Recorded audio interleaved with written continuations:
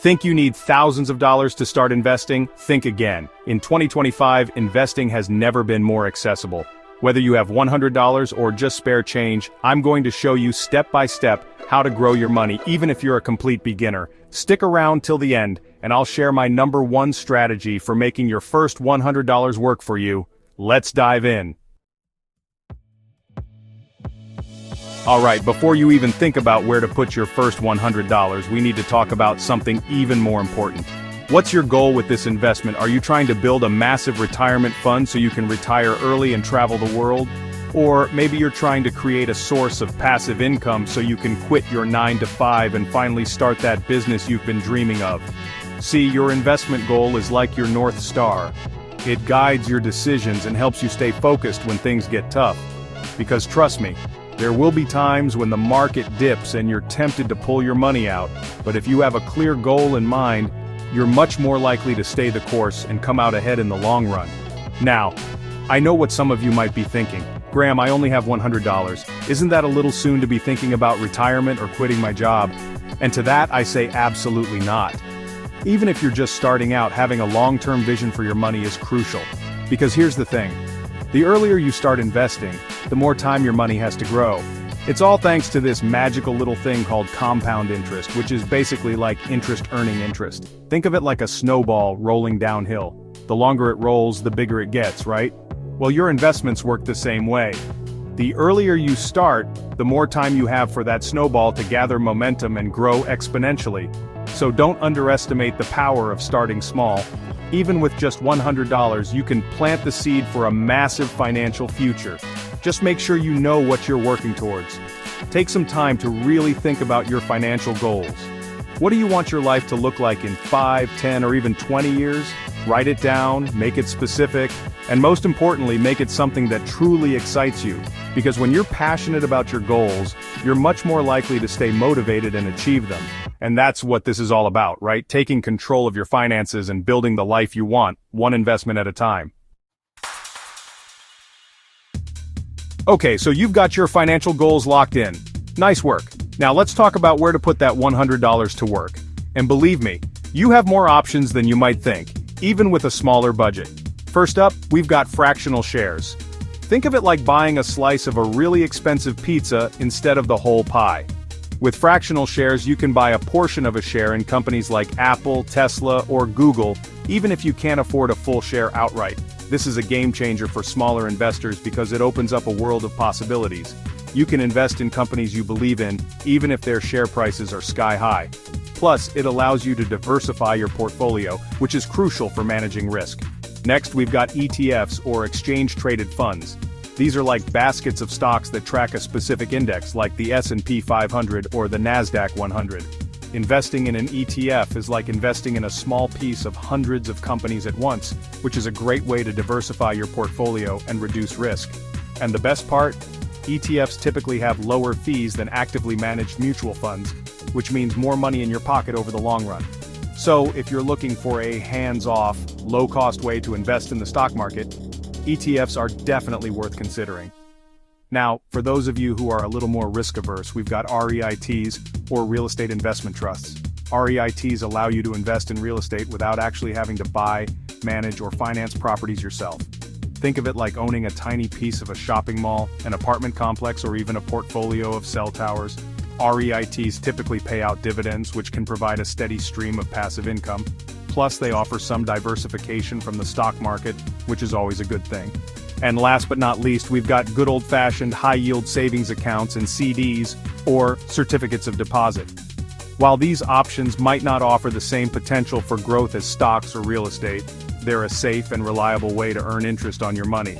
High-yield savings accounts allow you to access your money whenever you need it, while CDs typically offer a higher interest rate in exchange for agreeing to keep your money invested for a set period of time. So, as you can see, even with just $100, you have a variety of investment options at your fingertips. The key is to choose investments that align with your financial goals, risk tolerance, and time horizon. Alright, so you've got your goals set, you've picked your investments, and now it's time to actually buy them. But where do you go to do that? Well, in 2025, there are tons of online platforms called brokerages where you can buy and sell stocks, ETFs, REITs, and more. But with so many options out there, choosing the right platform can feel overwhelming. So, let me break down some key things to look for when making your decision. First and foremost, you want to look for a platform that offers zero commission trading. That means you won't have to pay any fees every time you buy or sell an investment. This is huge, especially for smaller investors because those fees can really eat into your returns over time. Next, you want to consider the platform's user interface and features. Is it easy to navigate? Does it offer educational resources, research tools, or other features that can help you make informed investment decisions? Remember, you're going to be spending a lot of time on this platform, so you want to make sure it's user-friendly and has all the tools you need to succeed. Another important factor to consider is customer support. What happens if you have a question or run into a problem? Does the platform offer 24/7 customer support via phone, email, or live chat? Having reliable customer support can be a lifesaver, especially if you're new to investing and need some extra guidance. And finally, don't forget to check out the platform's security measures. You're trusting this platform with your hard-earned money, so you want to make sure it's taking the necessary steps to protect your investments from fraud and cyber threats. Look for platforms that offer two-factor authentication, strong password requirements, and other security features that can help keep your account safe. Alright, so you've invested your first $100, congratulations, that's a huge step. But now the real work begins, growing that investment over time. And the key to doing that is consistency. Now you might be thinking, Graham, I'm only investing $100. How much difference can consistency really make? And to that I say, a lot. You see, the magic of compound interest is that it works best over long periods of time. The more time you give your money to grow, the more powerful that snowball effect becomes. But here's the thing. Life gets busy, right? It's easy to say you're going to invest consistently, but then forget to actually do it. That's why I'm a huge advocate for automating your investments as much as possible. Most brokerages allow you to set up recurring investments, where you automatically transfer a certain amount of money from your checking account to your investment account on a regular basis. This could be weekly, bi-weekly, monthly, whatever works best for your budget. The point is, by automating your investments, you take the guesswork and the emotion out of it. You don't have to remember to log in and make a trade every month, it just happens automatically. And over time, those small, consistent investments add up.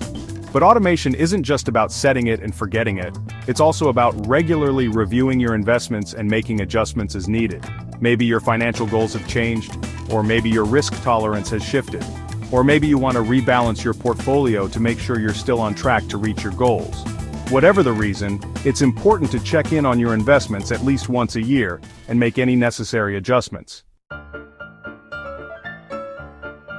Alright, we've covered a lot of ground today, but before we wrap things up, I want to leave you with some important advice. Avoid these common investing mistakes that beginners often make. First up, don't invest money you can't afford to lose. Investing always involves some level of risk, and there's always a chance you could lose money, especially in the short term. That's why it's crucial to only invest money you don't need for essential expenses like rent, groceries, or your emergency fund. Next, don't try to time the market. I know it's tempting to try to buy low and sell high, but the truth is, even professional investors struggle to time the market consistently. Instead of trying to predict when the market will go up or down, focus on investing consistently over time and let the power of compound interest work its magic. Another common mistake is getting emotional about your investments. It's easy to get caught up in the hype when the market is doing well, or panic when it takes a downturn. But remember, investing is a long game. Don't make rash decisions based on short-term market fluctuations. Stick to your investment plan and ride out the ups and downs. And finally, don't be afraid to ask for help. If you're feeling overwhelmed or unsure about something, don't hesitate to reach out to a financial advisor or another trusted professional for guidance. There's no shame in asking for help, and it could save you a lot of money and stress in the long run. So, can you really start investing with $100? Absolutely. The key is to start now, stay consistent, and reinvest for the long run. If this video helped you, hit that like button and subscribe for more investing tips.